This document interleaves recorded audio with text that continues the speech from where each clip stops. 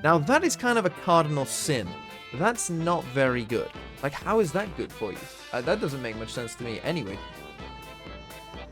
Karmine Corp, the VCT EMEA kickoff champion, lost to a comp that even bronze players would complain about in their ranked games. How did it happen? Let's take a look. Let's start with round number 4. Karmine Corp are on the defense. And here's the first thing about FUT's comp that is not very good. They can't really win this A fight, as they're going to prove in this round, right? They only send out 2 players, to be fair. But this fight with the comp that they've got is just not going to go very well for you very often, right? You just don't have a ton of stuff to win this fight. And that's going to be a bit of a problem, because it's going to force you into, for instance, like this round, like, oh, we lost this fight. Oh, let's just go see, right? So that's what they do. But luckily for them, and I don't really love calling out individuals too much because it is a team game, but luckily for them, Thomasy looked a bit lost on this Viper, I'm not going to lie. So he puts up the orb. The alarm bot tells him that, hey, they're outside. So they put up this orb, right? This is all fine. And the orb is ticking down, and FUT open the door. Right, and so they open the door. So now FUT could be going B. They could be coming C. We don't know, right? So what he's going to do next, and I understand what he's going to do next, is he's now going to drop the orb just there. So it starts coming back up. We can see that it's just been dropped, and he still has some fuel left. So you might question that, but I can understand that, hey, maybe they could be coming to B. So I want a bit of fuel in case they do, and, you know, I can put the wall up there instead. That's fine. What's not fine is that he puts himself in a position where he has 2 snake bites, but he's put himself in a position where he can't use them. Now, that is kind of a cardinal sin, because it means that FUT then just exec in, and you've still got 2 snake bites available. That's not very good. This time, and they're ready for this push to come through. 2 players on the site. Magnum might be giving away that he's on his own, but Tamazi's now, actually dropped. It's split from both sides. I know what you're all thinking. You're all thinking, that was an unstoppable exec TMV. There was nothing that you could have done. FUT, what a combo of utility. Apart from, none of you were thinking that, because it's obviously not true. Because here's the thing. FUT, for an exec, I mean, here's the thing. They've already used their jet dash, so they don't even dash in, right? They have 1 omen flash, but they don't use their omen flash because their omen is actually over towards B instead, right? So they literally have almost nothing. They are going to do an exec here with 1 sage slow and 1 snake bite, and it works. How it works, I have no... Well, it works because Thomasy doesn't throw his snakebite down. That's why it works, because otherwise there was no way that FUT could have done this. But here they go. They just walk in, right? In they go, and hey, it causes them problems. And Thomasy eventually, actually, he does use a snakebite, and he uses it just here. But it's a bit too late. They're already on the site, swarming around him, and it doesn't go that well. And then you're now forced to play retake against this comp. You don't want to be playing retake against Sage comps.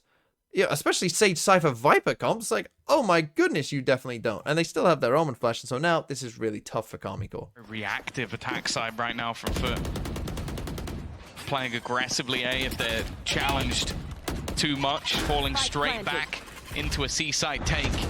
Relying on the openers and what? Yenishe again. This guy just pulls off ridiculous kills, taking over the round on his own once more. A 3rd already. Crossfire set, but he doesn't need any help. And finally, Shim will put him down in the back. You almost wonder where his teammates were there. Like, guys, I've killed everyone. Could you watch my flank, please? But they will now look to close it, Shin. This time we're not switching off him, but... Okay, now round number 6, and really this game is littered with moments like this where Karmine Corp just misunderstand FUT and their comp and what they should do against this comp.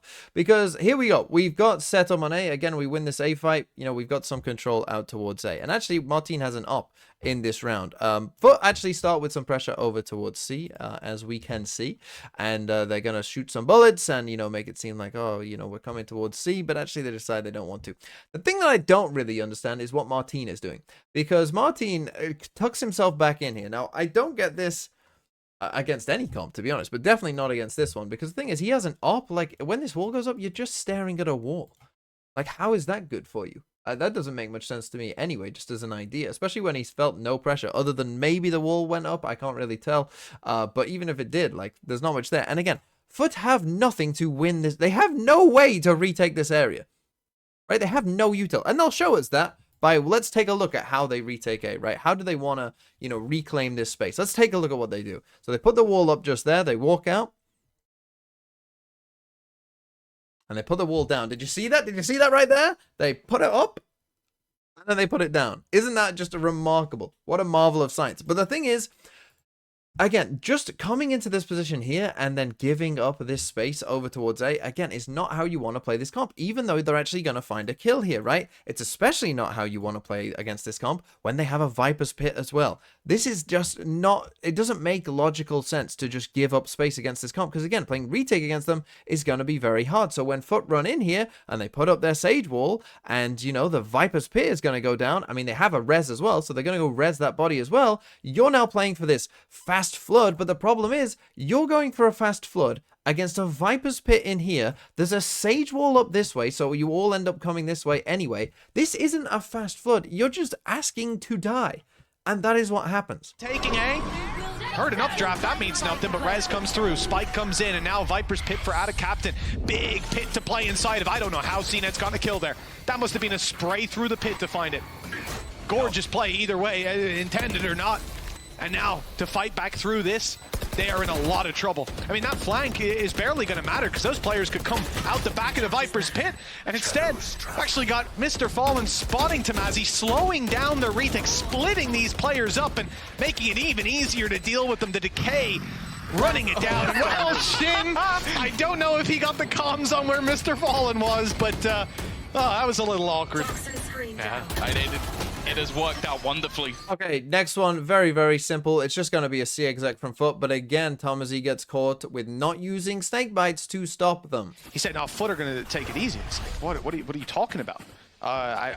Realistically, KC's performance, and they've only gotten better as time went on. Their most recent, they got a lot better on this map, but 8-1, incomprehensible difference. And I think it does fall back to exactly what Uli was saying. So yeah, again here, income FUT, and it's really, really simple. Again, this time they do use a dash. They do use the Omen Flash in here, which does catch Tamazi, but again, they're just a bit late to it all, right? The snake bite is just too late, right? He hasn't put one out yet. There he goes. He puts one out, but he's actually already dead. By the time he just got it out, he then dies. It's just too late. It's just not good enough, especially against a comp like this that doesn't really have much to actually force you off those angles and force you away. And then finally, round number 12 for this half. And in this one, again, Karmine, they win the A fight. And this is the setup that they should have been going for a lot, in my opinion, which is where we get our Omen pushed up here towards Rubble, right? This is what you want.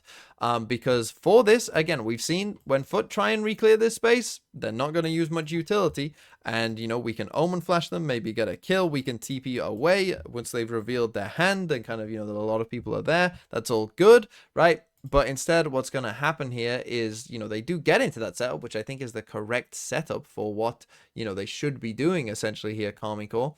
But again, we're going to see just a bit of a guy diff, right? An aim diff, like an outplay diff, right? Which was happening consistently here, you know, on this map. I mean, hey, Tamazi, you know, gets the snake bite out, so at least that's good, I guess. You know, Shin's going to flash just here. Okay, fine.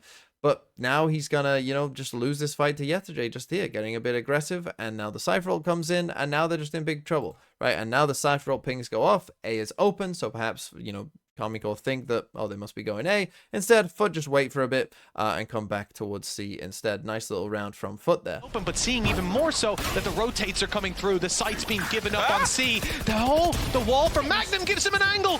He's using it against them. The battle for CNET, though. He completely distracts them as they look for the fight on the players entering sight. CNED's there behind, giving them a fright and leaving Narrate all alone. 3 kills for the J. Okay, now let's swap sides, and you might be wondering, okay, how do FUT fight on Rubble for them, right? How are they taking control of that really, really important space in the map? And the answer is this. It's going to shock you. It's just stand 3 people in a line and out-aim them.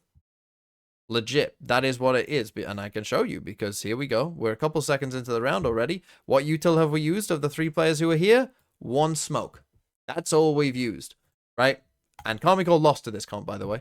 And we're going to see, again, maybe a small mistake here from Martin where he just swings out there. I mean, in fact, actually, if we come back a bit, you can see the Fade Horn that they've thrown. Again, it's just a bit of a misunderstanding of what FUT are going to be doing because they're not going to be running up here and fighting this hard because that's not their comp, right? We're running a Viper, Cypher, Sage. Like, we're not going to be running up aggressively against you because that doesn't make sense for what we're trying to do. right? So they use this Fade Haunt that, you know, scans people who are running up, but it doesn't catch any of these guys, which maybe does bait Martine into then swinging through his own Viper Wall before everyone else is ready, and they get a nice trade there, and they eventually win this round. But again, you know, maybe some little mistakes there from Karmine. And those mistakes would continue, as we'll see in the very next round, both micro and macro plays, essentially, because if you take a look at this one, again, they're going to win this fight to A, as they should every single round, right? They do change where their Fade Haunt is, so I like that. You know, they did learn. But this turret gets destroyed. This is what I want to talk about, right? So Magnum's turret gets destroyed here by CNED, who's got the one rifle this round for FUT. For Earn and Eco, they have one rifle, okay? The rifle destroys the turret. Keep that in mind. Then what's going to happen is we've got this camera here from Yetajay. It's going to get destroyed by Magnum. We see the shot. We see the bullet come this way, right? So CNED knows that he's there. I cannot believe that Magnum, after having his turret destroyed here, which is often a sign that multiple players are there, you're against an eco, they've put a camera there, you've destroyed it, they know that you're here. I cannot believe that his next move is to take this fight. I cannot believe that. Against an eco, not great. But okay, that then forces Karmine Corp, and maybe they would have done this anyway, to be honest, with the way they played the rest of the map. I expect that they would. Not a great idea macro-wise, but they're kind of forced into it now because they don't know if someone is coming on the flank, so they have to hurry up and come towards A. So what do? They send in their Fade Ult. Okay, that's absolutely fine, no problem with that. In goes the Fade Ult. It pushes back our Sage just here on cracks, but they put up the Sage Wall. Right, and this Sage Wall is going to cause them a big problem, as we shall see, because they get into the site. Let's say they, you know, get onto the site around about now. You know, there's 121 left on the clock, but the thing is, they have to destroy the pesky Sage Wall here, right? They have to connect these two sides, so they spend the time to destroy the Sage Wall. But now there's a little problem, right? That they use that Fade Ult, but now they've taken a bit of time to destroy this. Like maybe someone else now could actually be on the site, right? We've kind of rushed into this, and they know that we're all here, and we've used this Fade Ult, but destroying that Sage Wall has kind of cost us this timing. So just take a look, right? We tap the spike, we then send out this Prowler, which glitches. I don't even know what this Prowler's doing, to be honest. You know, we then die to Tomazi there from CNED. We then have to come and re-clear pit with an Omen Flash here, right? Because again, someone at this point could easily be there, so we have to go and re-clear that. We then tap the spike again. We then start planting the spike, and the spike goes down at about 103, 102, right? Remember, we got into this site at 121. So it took us about 19 seconds or so to actually get the spike down. And now we will still win this round because of an ace crazy play, because FUT actually can't trade a kill because of their own Sage Slow. Being so deadly throughout their last series and this one. Rifle recovered for CNED. Blade Storm in his back pocket. I'll find you. Almost expect him to give that to cracks. They have 3 rifles now as they set their sights on the site itself. KC very much fragmented. There's an initial duel on Narrate, unable to trade. The slow, it kept them in position. And now all hope lies with Martine. Showstopper in, and it's caught a kill. The ace with the nade, the shorty, in fact, to find it. Martine was quiet. Okay, so a cool little clip there from Karmine Corp, but again, I didn't like their macro on the whole. I felt like they were running into a brick wall far too often. And so how should they have played this map? Well, as we kind of found out and know, they can win this A fight, you know, at the start of the round, every single round, if they want to, right? So this is like automatic, right? This is like something that, okay, we can win this fight. From there, you can then use the advantage that Lotus gives you of, okay, well, from there, we can threaten to go to B or A, and we can beat the rotates, right? We can rotate quicker between B and A than they can at that point. So we've got to be using that to our advantage of saying, you know, like, oh, let's threaten A, you know, open the door, stuff like that. Oh, maybe they use a Sage Wall. Let's destroy it, or, you know, let's wait for it, whatever, right? Bait it out.